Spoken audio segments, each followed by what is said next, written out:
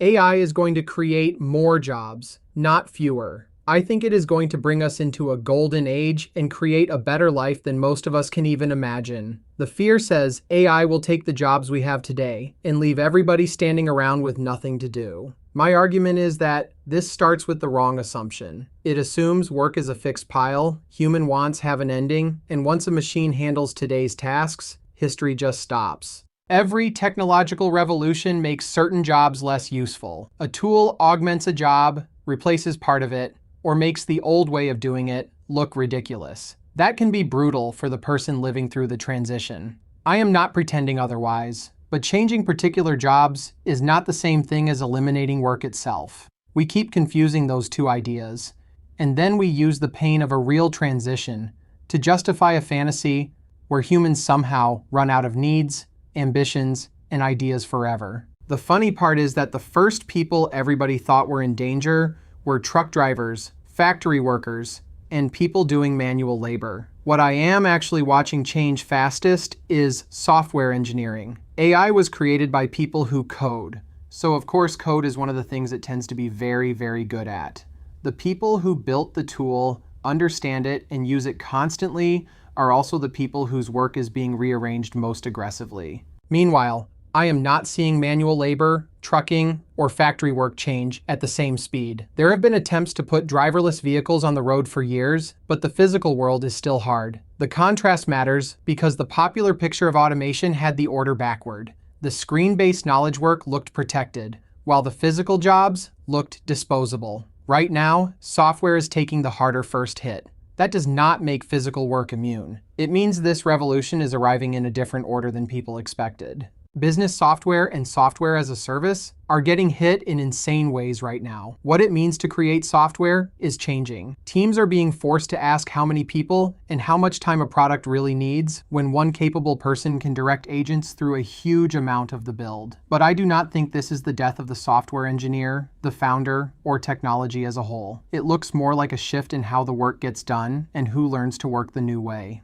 And the engineers who understand agentic AI are not sitting around mourning. They are using it like crazy. There is a whole culture around vibe coding now. And yes, it feels like a mania. It has the energy of a San Francisco gold rush. Everybody thinks they can build an app. People are staying up all night making products, starting businesses, and trying ideas they would have talked themselves out of 6 months ago because the build looked too hard or too expensive.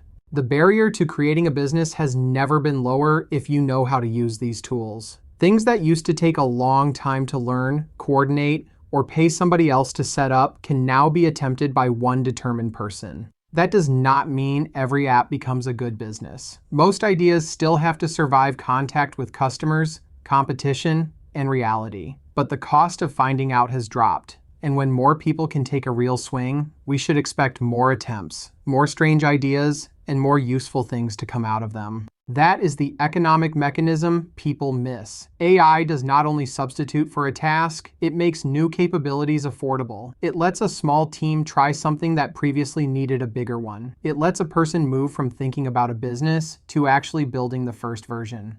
Once the cost of action falls, the number of things worth attempting expands. Some old work gets compressed. Absolutely. But compression in one place creates room for activity somewhere else. And we cannot predict all of that activity from the job titles we have today. My deeper reason is simple. Humans do not run out of things to do. We always want more. We want a better house, a better business, a better tool, a better experience, a better life for our kids, and then something beyond that. No matter how capable AI gets, we are going to keep finding work because desire does not reach a final checkpoint. Give people more capability, and they do not become furniture. They look around, imagine the next thing, and start reaching for it. I also reject the idea that people are not meant to work. Work is in our bones. It gives us meaning because it lets us do, give, provide, build, and become useful to somebody besides ourselves. People say family or hobbies can provide meaning, and of course they can. But what is a family if you cannot be the one who does, gives, and provides? They are just roommates. The point is not that every person needs a miserable job. The point is that contribution is part of how human beings understand themselves. So when AI gets better at the boring, shitty, hard work, the repetitive, annoying bullshit, that does not make human beings irrelevant. It gives us more time and more energy for the parts that require taste, judgment, courage, relationships, imagination, and care. I am not promising that every transition will feel good or that every company will handle it well. I am saying the destination is not a planet where nobody matters. The useful direction is less human life spent grinding through work we hate and more human effort pointed at creation. The job apocalypse story treats the economy like a room with a fixed number of chairs. AI sits down, so a human has to stand up forever. That is not how I see it. AI can also build a bigger room, make new chairs cheaper, and give more people the tools to design rooms nobody had considered. We are not merely dividing today's work between humans and machines. We are expanding what can be done, what can be afforded, and what one person or one company can realistically attempt.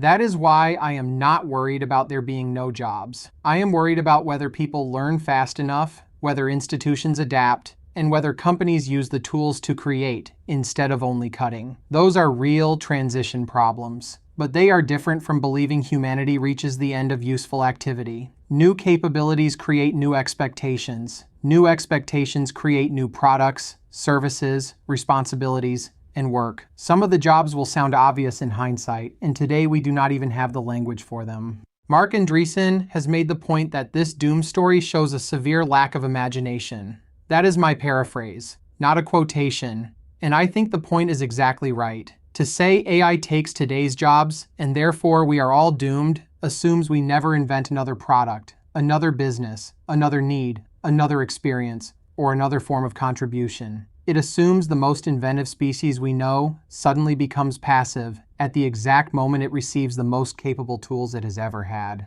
I do not buy that for a second. My bet is not that nothing changes. Everything changes. Some roles shrink, some disappear, and a lot of people will have to learn a new way of working. My bet is that humans respond the way humans always respond. We want more, we make more, and we find new ways to matter. AI lowers the barrier, carries more of the grind, and gives ordinary people capabilities that used to belong to large teams. That is not the end of work. That is the beginning of a golden age of work, if we have the imagination to use it.